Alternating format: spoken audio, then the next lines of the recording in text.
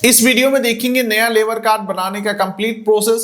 Recently दोस्तों कई सारे लेबर कार्ड धारक के खाते में 5-5 हजार रुपये सरकार द्वारा दिए गए थे, जिस वजह से अब जिनके पास लेबर कार्ड नहीं है तो वो अपना लेबर कार्ड बनाना चाहते हैं। अब ऐसे में हमारे पास दो ही ऑप्शन रहता है लेबर कार्ड बनाने का, या तो हम नजदीकी कर्मचारी दफ्तर में जाकर के फॉर्म फिल करके डॉक्यूमेंट सबमिट करें तो हमारा लेबर कार्ड बनेगा, या यहाँ पे सबसे आसान तरीका ये होता है कि आप ऑनलाइन ही लेबर कार्ड के लिए अप्लाई करें, कहीं जाने की जरूरत नहीं पड़ेगा, कहीं डॉक्यूमेंट भेजने की जरूरत नहीं पड़ेगा। तो चलिए फिलहाल चलते हैं कंप्यूटर के स्क्रीन के ऊपर, लैब में आपको दिखाता हूं कैसे ऑनलाइन आपका लेबर कार्ड बनेगा।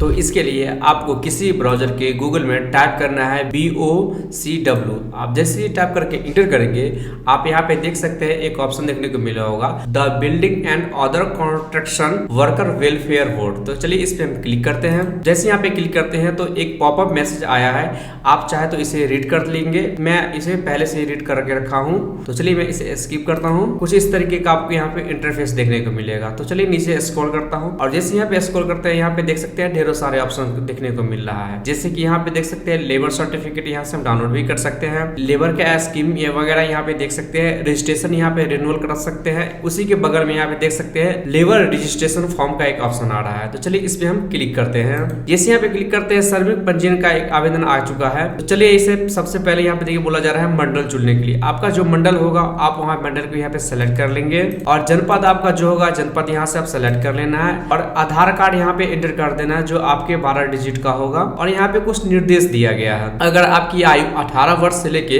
60 वर्ष तक है तभी आप अप्लाई कर सकते हैं। लेकिन और दूसरा कंडीशन यहाँ पे ये है कि आप एक साल में कम से कम आप 90 दिन तक कार्यरत होंगे तभी आप यहाँ पे रजिस्ट्रेशन कर सकते हैं। तो चलिए यहाँ पे हम सबसे पहले अपना आधार कार्ड एंटर कर देते हैं और यहाँ सर्च पे हम क्लिक करते हैं और यहाँ पे देखिए एक OTP वाला ऑप्शन आ चुका है। यहाँ पे OTP भेजे पे हम क्लिक करते हैं तो यहाँ पे देख सकते हैं एक सक्सेस का मैसेज आ चुका है। आपके आधार कार्ड से जो नंबर रजिस्टर्ड है उस पर एक OTP सेंड कर दिया गया होगा। चलिए मैं इस पे क्लिक करता हूँ। इस OTP को यहाँ पे हम इंटर करते हैं। यहाँ पे OTP इंटर कर दिया और कैप्चा दिया गया है, कैप्चा को हम यहाँ पे इंटर कर दिए है। लेकिन कैप्चा यहाँ पे आपको ध्यान से भरना है। जैसे कि यहाँ पे देखिए मेरे केसेस में दिया हो गया है 42 + 84। यहाँ पे प्लस है तो प्लस आपको इंटर नहीं करना है, दोनों को ऐड करके आपको यहाँ पे इंटर कर लेना है, खास करके जब आप लेबर अप्लाई करते होंगे तब। तो चलिए सारा कुछ डिटेल्स यहाँ फिल कर लिए और यहाँ पे आप प्रमाणित करे पे क्लिक करते हैं। तो यहाँ पे देख सकते हैं मेरा आधार कार्ड जो डिटेल्स है यहाँ पे फेच कर लिया गया है। जैसे कि मेरा यहाँ पे आधार वाला फोटो देख सकते हैं, डेट ऑफ बर्थ देख सकते हैं, यहाँ आधार नंबर देख सकते हैं, एड्रेस देख सकते हैं, फादर नेम देख सकते हैं, मदर नेम देख सकते हैं। सारा डिटेल्स यहाँ पे फिल कर लिया गया। कुछ डिटेल्स यहाँ हमको मैन्युअली फिल करना होगा। तो चलिए यहाँ पे फिल कर लेते हैं। तो यहाँ पे आधार कार्ड यहाँ पे फिल हो चुका है। ठीक है दोस्तों, ये वीडियो तो चलता रहेगा। एक छोटा सा आपका फायदा की बात कर लेता हूँ। आप हमसे कॉन्टेक्ट करके फूड लाइसेंस यानी कि FSSAI license, GST registration, ITR filing, चाहे वो करंट ITR हो या बैक ईयर का ITR हो, या आपको अपने बिजनेस का MSME सर्टिफिकेट यानी कि उद्यम आधार बनवाना हो, तो ये सारे काम आप हमसे कांटेक्ट करके कर सकते हैं। Contact detail decision pin code दे दिया हूं, हैंड टू हैंड इंस्टेंट आपका काम होकर के मिलेगा। तो ज्यादा जानकारी के लिए contact detail decision pin code दे दिया हूं, या इन सब सर्टिफिकेट का किसी को भी जरूरत है तो उनको हमारा कांटेक्ट डिटेल शेयर कर दीजिएगा। चलिए अब वीडियो को कंटिन्यू करते हैं। राशन कार्ड यहाँ पे आपके ऑप्शनल है, अगर आपके पास में है तो आप इंटर कर सकते हैं, नहीं है तो कोई दिक्कत नहीं है। और यहाँ पे अंग्रेजी में इंटर करना है नाम और यहाँ पे हिंदी में इंटर करना है अपना नाम। उसके बाद नीचे आ जाते हैं पिताजी का फिर इंग्लिश में नाम इंटर करना है और यहाँ पे हिंदी में इंटर करना है। उसी प्रकार से अब माताजी का इंग्लिश में यहाँ पे इंटर करना है और यहाँ पे हिंदी में इंटर करना है नाम। कार्य का प्रकार यहाँ पे सिलेक्ट करेंगे और आप जो भी कार्य करते हैं, पढ़ाई करते हैं, कुआ खोदते हैं, रोलर है या पुताई करते हैं या लोहार है, आप जो भी काम करते हैं इन सारे यहाँ पे ऑप्शन दिए गए। आप यहाँ पे अपने हिसाब से यहाँ पे आप सेलेक्ट कर लेंगे। आपको पूछा जा रहा है वैवाहिक स्थिति, आपको वैवाहिक स्थिति जो है आप यहाँ पे सेलेक्ट कर लेंगे, मैरिड है या शादीशुदा है या विधवा है, आप जो भी आप सेलेक्ट कर लेना अपने हिसाब से। और यहाँ वर्ग में आ जाते हैं, आपका जो भी वर्ग है, अनुसूचित जनजाति है, अनुसूचित जाति है या अल्पसंख्यक है या सामान्य है, अपने हिसाब से आप सेलेक्ट कर लेना है। और यहाँ पे ईमेल ऑप्शनल दिया गया है, अगर आपके पास ईमेल है तो आप यहाँ पे इंटर कर सकते हैं, अदरवाइज इसे इग्नोर कर सकते हैं हम। तो यहाँ पर नेक्स्ट पे आ जाते हैं शैक्षणिक योग्यता पे आ जाते हैं और यहाँ पे बोला जा रहा है कि आप कहाँ तक पढ़ाई लिखाई किए हुए हैं। यहाँ पे देख सकते हैं निरक्षर से लेके आपको यहाँ पे ITI तक दिया गया है, आप अपने अकॉर्डिंग यहाँ पे आप सेलेक्ट कर लेना है। और चलिए यहाँ पे आ जाते हैं नेक्स्ट पेज पे एड्रेस डिटेल्स डिटेल्स पे आ जाते हैं। सबसे पहले पूछा जा रहा है कि आपका जो कार्यरत है वो कहाँ पे है, तो आप अपने अकॉर्डिंग यहाँ पे सेलेक्ट कर लेना है। आपका तहसील जो भी है उस चीज को यहाँ पे सेलेक्ट कर लेना है, कहाँ पे है, गौरीगंज है, तिलोई है, मुसाफिर खाना है, आपका जो भी है उस चीज को यहाँ पे सेलेक्ट कर लेना है। और यहाँ पे देखिए नगर निकाय आपका कौन सा है, नगर निकाय है या विकास खंड है, उस चीज को यहाँ पे सेलेक्ट कर लेना है। और एक इंपॉर्टेंट बात यहाँ पे ये है कि आप देखिए जो स्टार लगा हुआ है रेड कलर का, आपका जो स्टार लगा हुआ है उसको ना वहाँ पे फिल करना ही पड़ता है, तो आप उस फिल किए बिना आप आगे नहीं बढ़ सकते हैं। तो ध्यान रखना है उस चीज को यहाँ पे आप इग्नोर नहीं करना है। चलिए यहाँ पे विकास खंड पे आ जाते हैं और यहाँ पे अपने हिसाब से आप विकास खंड में सेलेक्ट कर लेंगे।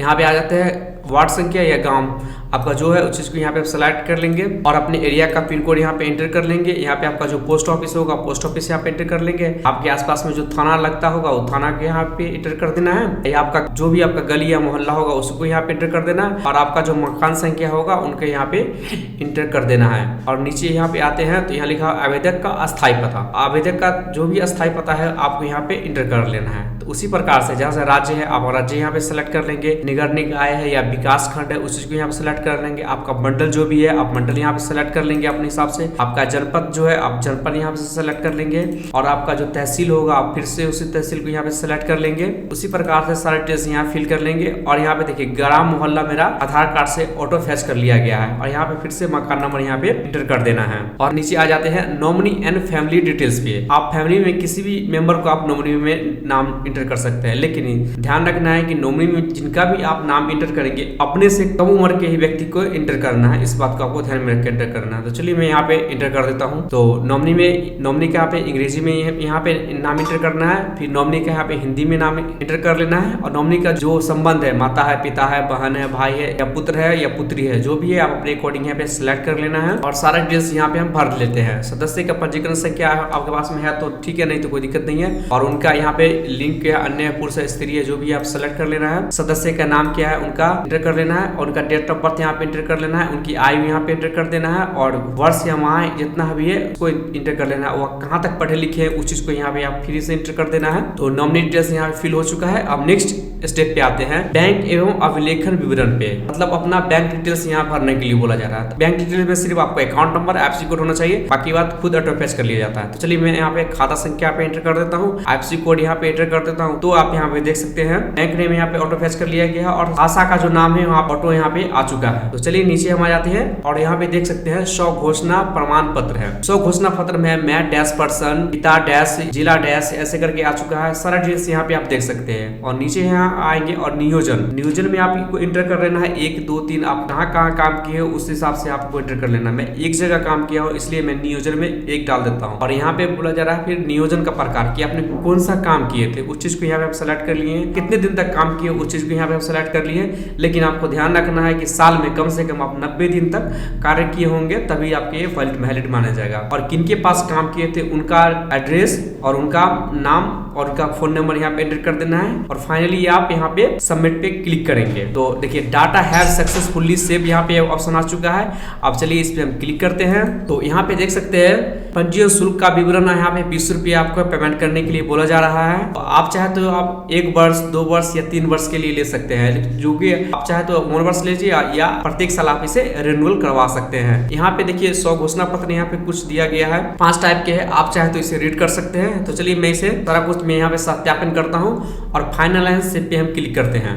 तो फिर से एक पॉपअप मैसेज आ रहा है कि आप श्योर है, तो हाँ श्योर है, तो इस पे हम ओके पे क्लिक करते हैं। पंजीयन संख्या जो हमको यहाँ पे मिल चुका है, यहाँ बोला जा रहा है पेमेंट करने के लिए, भुगतान करे पे हम क्लिक करते हैं। तो देखिए यहाँ पेमेंट करने के लिए यहाँ पे ढेरों सारे ऑप्शन दिया गया है। आप चाहे नेट बैंकिंग के थ्रू कर सकते हैं या UPI के थ्रू कर सकते हैं या QR कोड की तरह यहाँ पे सिलेक्ट कर सकते हैं। आपको जो भी मेथड है आप उससे यहाँ पे आप पेमेंट कर सकते हैं। यहाँ पे आपको पेमेंट करने के लिए सबसे बेस्ट तरीका होगा कि आप UPI QR कोड क्लिक करें और यहाँ पे देख सकते हैं QR कोड यहाँ पे एक जनरेट हो चुका है। तो चलिए मैं इस QR कोड को अपने फोन से स्कैन करता हूँ। जैसे ही मैं UPI पिन यहाँ पे एंटर करके पेमेंट करता हूँ तो यहाँ पे देख सकते हैं कि मेरा पेमेंट यहाँ पे सक्सेसफुल हो चुका है और यहाँ पे एक रेफरेंस नंबर मिल चुका है। तो चलिए मैं इसे रेफरेंस नंबर को आप चेक करके मैं बताता हूँ। तो किस तरीके से आप यहाँ पे चेक करते हैं, तो सीधे बैक आ जाना है और यहाँ से सर्टिफिकेट डाउनलोड करने के लिए फिर से उस पेज पे आ चुके हैं। यहाँ लेबर सर्टिफिकेट यहाँ पे देखने को मिल रहा है। चलिए डाउनलोड पे हम क्लिक करते हैं और जैसे यहाँ पे डाउनलोड पे क्लिक करते हैं, यहाँ पे देखिए पंजीकरण संख्या यहाँ पे मिला होगा, यहाँ पे आप इंटर करिएगा,